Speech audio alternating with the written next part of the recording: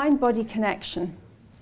As we said, and we've seen from the last two presentations, it's becoming more increasingly a holistic approach to working with patients, because it's not just about the body. The mind has a huge effect on the body. We're not separate parts. We're a synergistic collection of our mind, our body, our spirit.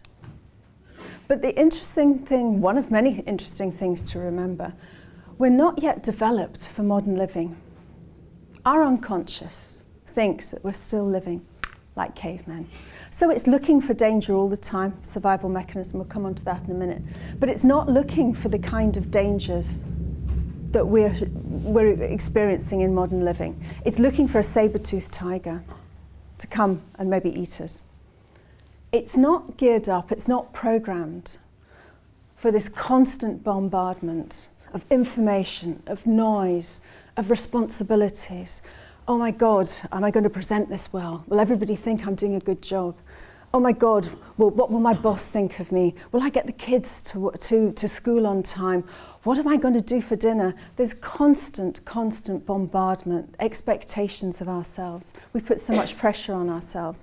And we're not built for modern living. We're built for different times. So we don't deal with the anxiety, with the stress in the same way. And that causes problems in the mind, in the brain, and ultimately physically as well. Nearly all of you work with the body. That's what you do. Some of you probably also work with the mind as well. I work with the mind, I work with the brain, but I don't just work with how the brain functions. In fact, I'm not that interested in that.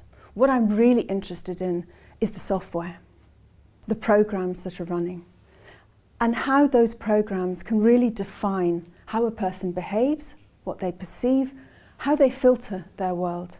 So I'm working to reprogram people's minds in a way so that they can have a different life. Again, I've just said all that. I think it's interesting again to remember this mind-body connection, and in fact, just one of many, many examples, there's neural tissue all over the body. We kind of forget that sometimes, and especially in the gut. In fact, there's more neurons in the gut than in the spinal column. And we all say at some point, oh, I've got a gut feeling about it. And quite often these old wives' tales, these old adages are very, very true. And again, going back to we're not developed for modern living. So we have these levels of ongoing anxiety, ongoing stress. And stress response, it drives the sympathetic nervous system. And it's necessary for survival. We talk about fight, flight, and more recently about freeze as well. We all do one of three, and hopefully we don't ever really need to find out. But some people fight to the death, some people run like hell, and other people freeze. I'm not here, hoping that that saber-toothed tiger is going to sprint right past them and beyond to the guy who's running like hell. And we talked earlier also about the placebo effect. It's amazing.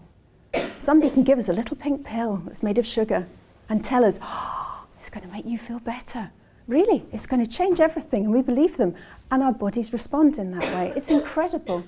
And apparently, recently somebody told me, apparently drugs only have to be 5% more effective than the placebo effect in clinical trials in order to be licensed. How amazing is that? How strong is the mind effect on the body?